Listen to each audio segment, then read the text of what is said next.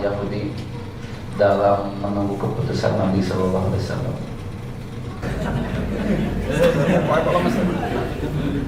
Fikih sirah dari peristiwa yang sudah teman-teman pelajari kronologisnya dulu juga sama saya, walaupun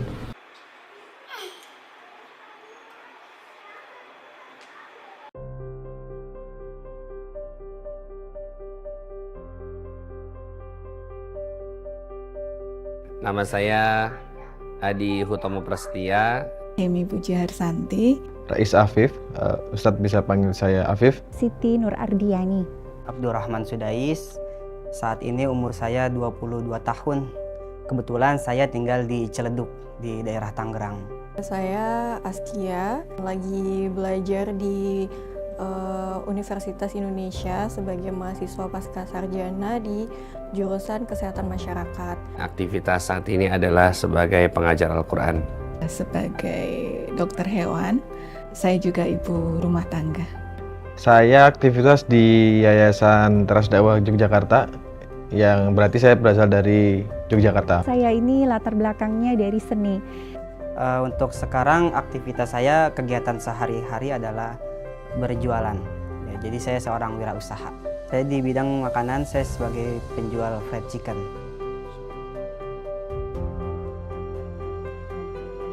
Pertama yang membuat keinginan saya untuk belajar Akademi Sirah, ketika ada hadis yang menyatakan bahwa kita akan dikumpulkan bersama orang-orang yang kita cintai, sayang, dan tentunya keluarga sangat ingin bisa dikumpulkan, bisa bertemu dengan Rasulullah. Jadi sebelumnya memang saya mendengar pengajian sirah, tematik ya Ustadz ya, sepotong-sepotong, menarik tapi tidak utuh, gak berurut dan tahapannya kurang jelas. Maka saya butuh yang itu urut, butuh yang itu tahapannya jelas, sehingga itu jadi pemahaman yang holistik Ustadz.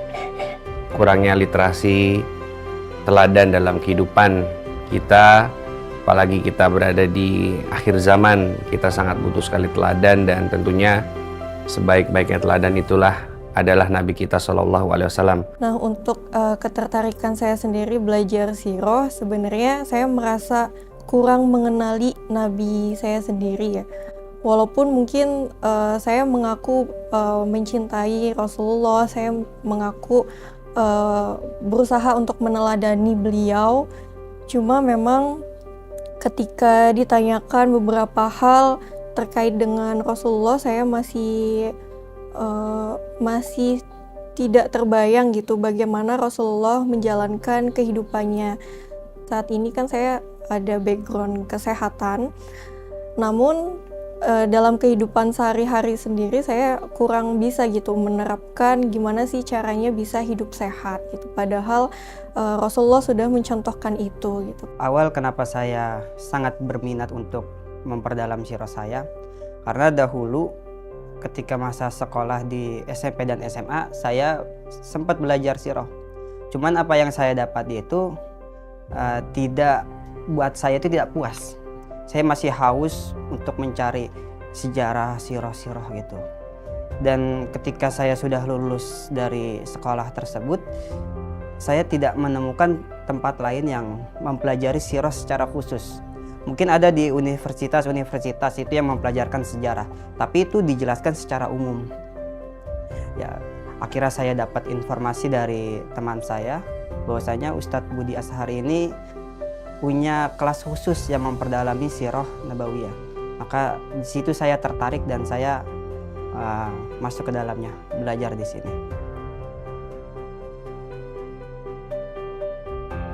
Kita seperti menemukan solusi-solusi seperti itu, Ustaz. Ketika kita menemukan masalah seperti ini, Rasulullah bagaimana menyingkapinya. Nah, dengan kita belajar kronologis, kita bisa mengetahui ini hadis Nabi SAW misalnya yang diriwayatkan oleh Imam Bukhari Muslim itu tentang apa dan latar belakangnya apa. Kita bisa mengembalikan kepada keteladanan Rasulullah, bagaimana Rasulullah bersikap ketika istri cemburu atau istri marah, bagaimana Rasulullah bersikap ketika anak-anak membuat kesalahan, Kemudian juga dari segi parenting ya, kita sering juga menyalahkan bagaimana parenting orang tua kita terhadap kita. Kita juga bingung bagaimana nanti ketika sudah berkeluarga memperlakukan anak-anak kita gitu. Nah, kita bisa kembalikan lagi kepada referensi-referensi yang ada di sirah. Jadi dalam Rasulullah bertutur mengajarkan ilmu kepada para sahabat, ternyata itu tidak ada yang datar. Sungguh Rasulullah itu betul-betul mengetahui bagaimana teknik pernafasan itu sepertinya. Jadi Rasulullah itu bertuturnya itu kan penuh ekspresi. Nah, kemudian penguasaan dalam kalimat vokalnya sangat jelas sehingga bisa melahirkan suara yang lembut, keras, forte bahkan yang sangat keras sekali yang melahirkan ekspresi yang luar biasa. Tapi yang paling membekas kepada saya adalah ketika Rasulullah Shallallahu Alaihi Wasallam itu berdakwah. Ketika Rasulullah Shallallahu Alaihi Wasallam itu berdakwah, bagaimana Rasul itu yang tadinya hanya seorang diri, kemudian mengajak keluarganya, istrinya, kemudian anak-anaknya, pembantunya, dan sahabat dekatnya itu menjadi tolak ukur bagi saya bahwasanya Rasulullah itu luar biasa dari situ. Saya menjadi kagum.